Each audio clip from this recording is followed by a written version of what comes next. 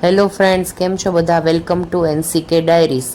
આજે છે રવિવારનો દિવસ અને રવિવાર છે એટલે આજે થોડીક આળસ પણ આવે છે અને સ્પાઇસી એવું ચટાકેદાર ખાવાનું મન પણ છે. તો આજે આપણે ઝડપથી બની જાય એવી મસ્ત મજાની રેસિપી બનાવશું. એ છે મકાઈ પનીર.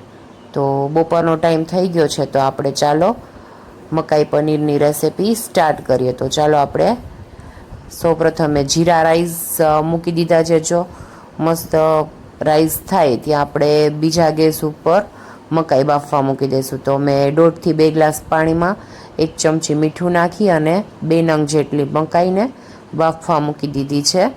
તો બંને ગેસ પોતાનું કામ કરે ત્યાં આપણે બીજું વધારાનું જે છે એ કરી લઈએ. તો ડુંગળી 2 નંગ છે, 2 ટમેટાં, 2 લીલા મરચાં અને આદુનો 1 ઇંચ ટુકડો આપણે મિક્સરમાં પીસી લઈએ એટલે શાક માટેની ગ્રેવી તૈયાર. આમાં તમે કાજુ પણ નાખી શકો છો, મગજતરીના બી પણ નાખી શકો છો, પણ હું એક રેડીમેડ મસાલો વાપરું છું જેમાં બધું જ આવી જાય છે.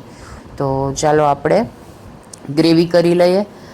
ગ્રેવી એકદમ સ્મૂથ કરવાની છે કેમ કે મરચાં કે આદુના ટુકડા વચ્ચે આવશે તો નહીં ભાવે.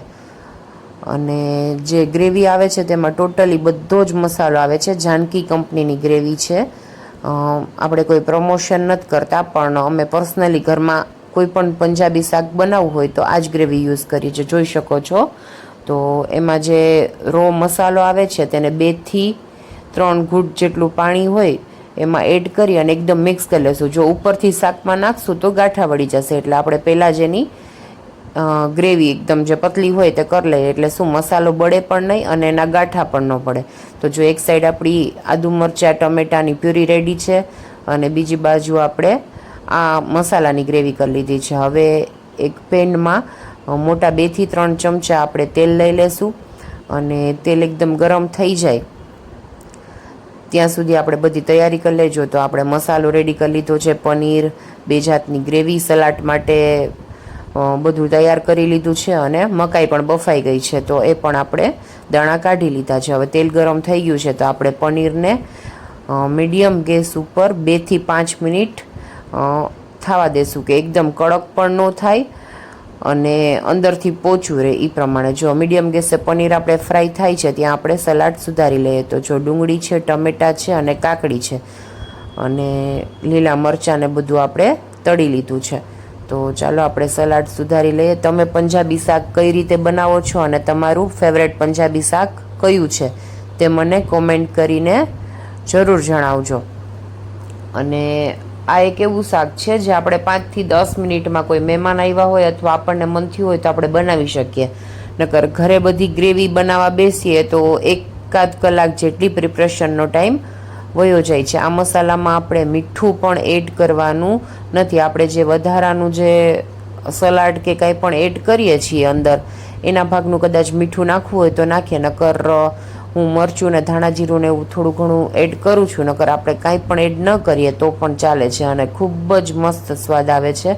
તો તમે પણ એકવાર જરૂર ટ્રાય કરજો અને કેવું બને તે પણ મને કોમેન્ટ કરીને જરૂર જણાવજો. તો જો આપણું સલાડ મસ્ત સુધારાઈ ગયું છે તો આપણે એને સાઈડમાં રાખી અને આપણે પનીર ચેક કરી લઈએ કે એકદમ ક્રિસ્પી નથી થઈ ગયું. જો બહુ ક્રિસ્પી પનીર થઈ જશે તો ચાવવામાં આવશે એટલે આપણે માઇનોર જરાક બ્રાઉન રંગનું થાય ત્યાં સુધી જ એને ધીમા ગેસે ફ્રાય કરવાનું છે. જો તમે જોઈ શકો છો કે પનીર આપણું સરસ થઈ ગયું છે.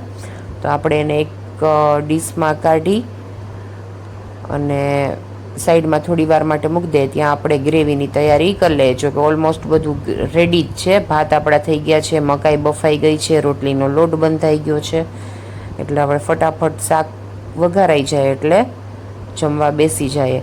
તો જો હું દેશી સ્ટાઇલ બનાવું છું તો મેં અડધી ચમચી જેટલું જીરું એડ કર્યું છે, 5 ચમચી જેટલી હિંગ એડ કરી છે અને આપણે જે ગ્રેવી બનાવી આદુ મરચાં ટમેટાં અને ડુંગળીની એમાં લસણ એડ નથી કર્યું.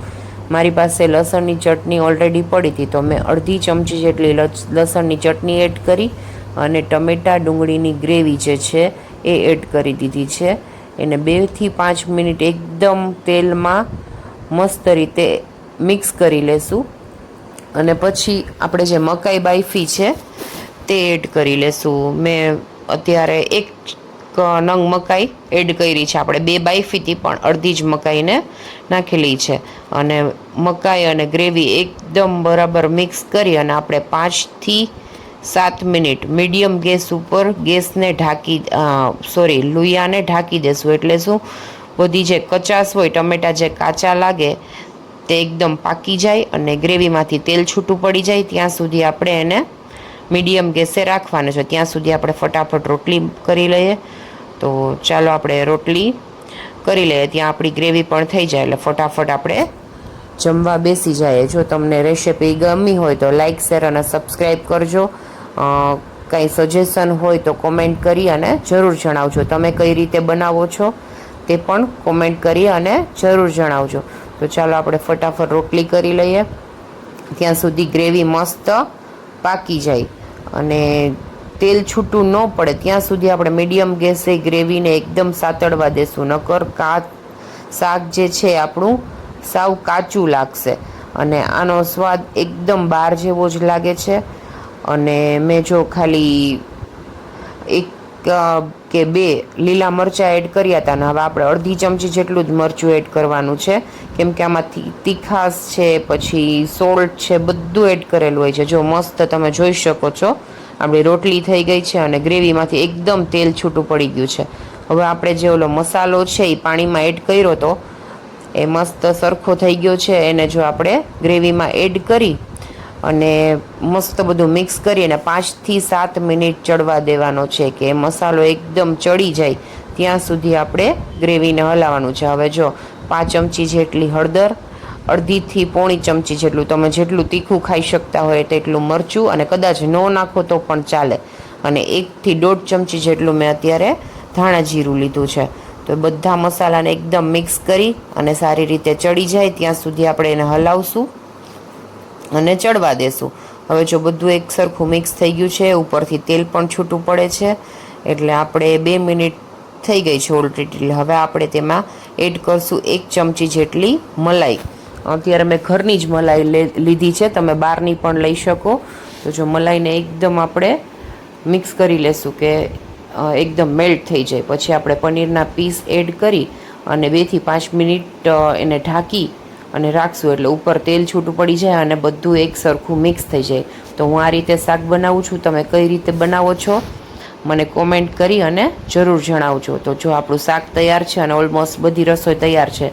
તો આ આપણી આજની થાળી.